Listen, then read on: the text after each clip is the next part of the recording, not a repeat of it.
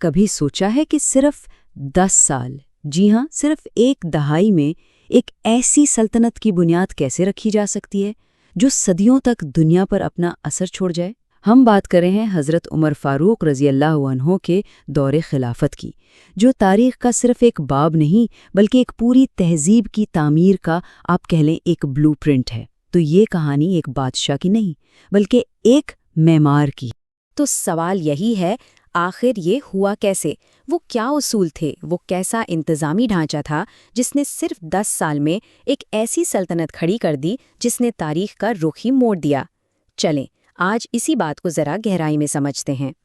اچھا، تو اس کو سمجھنے کے لیے ہم دیکھیں گے کہ خلافت کا آغاز کیسے ہوا، پھر بات کریں گے اس عظیم توسیع کی، اس کے بعد ان نئے انتظامی ستونوں کو دیکھیں گے جنہوں نے سب کچھ سنبھالا، اور ہاں انصاف اور فلاح و بہبود کا نظام کیسا تھا، اور آخر میں یہ سمجھیں گے کہ ان کی میراث آج بھی اتنی اہم کیوں ہے۔ تو چلیں شروع کرتے ہیں بالکل آغاز سے۔ جب حضرت عمر رضی اللہ عنہ نے خلافت کی ذمہ داری سنبھالی تو اسلامی ریاست آپ سمجھیں کہ ایک ایسی طاقت تھی جو بہت تیزی سے پھیل رہی تھی، لیکن اتنی تیز رفتار توسیع کو سنبھالنے کے لیے ایک ٹھوس بنیاد، ایک سٹرکچر کی ضرورت تھی، ورنہ سب بکھر جاتا۔ اور چیلنج واقعی بہت بڑا تھا۔ دیکھیں، ایک طرف ریاست کی سرحدیں پھیلتی جا رہی تھیں، لیکن دوسری طرف اس رفتار کو سنبھالنے والا کوئی مضبوط، کوئی سینٹرلائز سسٹم موجود نہیں تھا۔ تو خطرہ یہ تھا کہ یہ سب کچھ جتنی تیزی سے بنا ہے اتنی ہی تیزی سے بکھر نہ جائے۔ اصل سوال یہی تھا کہ اس خلا کو، اس گیپ کو کیسے بھرا جائے۔ اور اسی چیلنج کے بیچ سب سے پہلے بات کرتے ہیں اس عظیم توسیع کی، یعنی وہ فتوحات جس نے اسلامی ریاست کا نقشہ ہی بدل کر رکھ دیا۔ یہ وہ زمین تھی جس پر آنے والی صدیوں کی عظیم تہذیب کی عمارت کھڑی ہونی تھی۔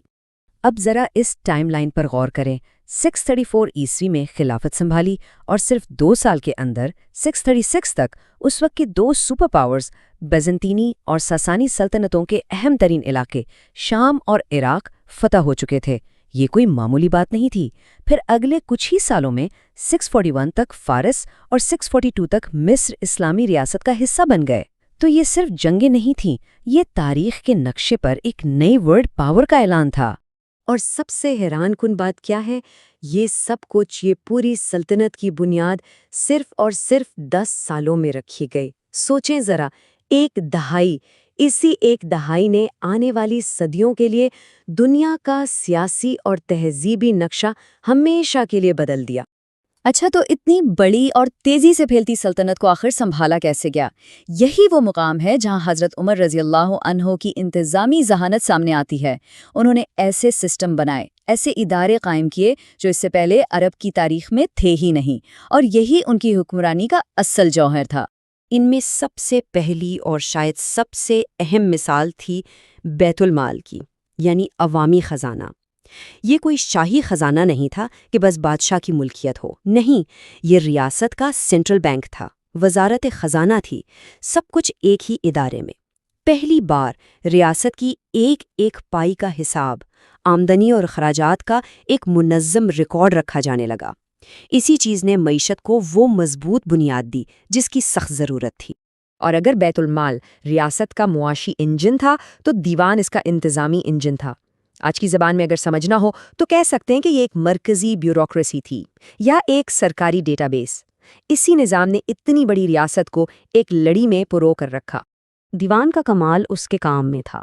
اس سسٹم نے نہ صرف ہر فوجی کا نام، قبیلہ اور تعیناتی کا پورا ریکارڈ رکھا، بلکہ یہ بھی یقینی بنایا کہ تنخواہیں اور وظائف ان تک اور ان کے خاندانوں تک بالکل ٹھیک اور وقت پر پہنچیں۔ تو اب دیکھیں، اس ایک نظام نے پوری ریاست کو منظم بھی کر دیا اور جواب دہ بھی بنا دیا۔ فتوحات ہو گئیں، انتظامی ڈھانچہ بھی بن گیا، لیکن ایک اور ستون تھا جو اس ریاست کی روح تھا، اور وہ تھا انصاف اور عوامی فلاح کا نظام۔ ان کا یہ مشہور قول ہی ان کی پوری حکمرانی کے فلسفے کا خلاصہ ہے کہ حکمران ہر شہری کی فلاح کا ذمہ دار ہے، یہاں تک کہ دریائے فرات کے کنارے کسی جانور کا بھی۔ ذرا اس دور میں یہ تصور کریں، جب بادشاہ رعایا کو اپنی ذاتی ملکیت سمجھتے تھے، تب یہ کہنا کہ حکمران کی ذمہ داری صرف انسانوں تک نہیں، جانوروں تک ہے، یہ ایک انقلابی سوچ تھی۔ اور سب سے دلچسپ بات یہ ہے کہ 1400 سال پرانے یہ اصول آج بھی کتنے ماڈرن لگتے ہیں۔ بچوں کی پیدائش پر وظیفہ مقرر کرنا، یہ تو آج کے سوشل سیکیورٹی اور ویلفیئر پروگرامز کی بالکل ابتدائی شکل تھی۔ اور یہ اصول کہ انصاف سب کے لیے برابر ہے، چاہے کسی کا مذہب، اس کا مرتبہ کچھ بھی ہو، یہی تو آج کے یونیورسل ہیومن رائٹس کے تصور کی بنیاد ہے۔ تو ان سب چیزوں کا نتیجہ کیا نکلا؟ حضرت عمر رضی اللہ عنہ نے جو بنیادیں رکھیں وہ صرف اس وقت کے لیے نہیں تھیں، بلکہ انہوں نے آنے والی صدیوں کے لیے ایک پوری تہذیب کا رخ متعین کر دیا۔ ان کی چند ایسی اختراعات پر نظر ڈالیں جو آج تک قائم ہیں۔ پہلا، عوامی خزانہ یعنی بیت المال، اسلامی ہجری کیلنڈر کا آغاز، جس سے وقت کا ایک نیا پیمانہ ملا۔ ریاست کو صوبوں اور گورنروں میں تقسیم کرنا، ایک باقاعدہ عدالتی نظام قائم کرنا اور انتظامی مراکز کے طور پر بالکل نئے شہر بسانا۔ یہ صرف اصلاحات نہیں تھیں، یہ ایک تہذیب کے ستون تھے۔ تو اصل بات یہ ہے کہ حضرت عمر رضی اللہ عنہ صرف ایک حکمران نہیں تھے، وہ ایک معمار تھے۔ انہوں نے حکمرانی کا ایک ایسا بلو پرنٹ، ایک ایسا ڈھانچہ تیار کیا جو اتنا مضبوط اور کارآمد تھا کہ آنے والی صدیوں تک مسلم حکمران اسی بنیاد پر اپنی سلطنتوں کی عمارتیں کھڑی کرتے رہے۔ اور آخر میں یہ ایک سوال ہم سب کے سوچنے کے لیے ہے کہ 1400 سال پہلے قائم کیے گئے حکمرانی کے یہ اصول، جیسے حکمران کی جواب دہی، سب کے لیے انصاف اور عوام کی فلاح و بہبود کی ذمہ داری، آج کی جدید دنیا میں ایک منصفانہ معاشرہ بنانے کے لیے کتنے ضروری ہیں؟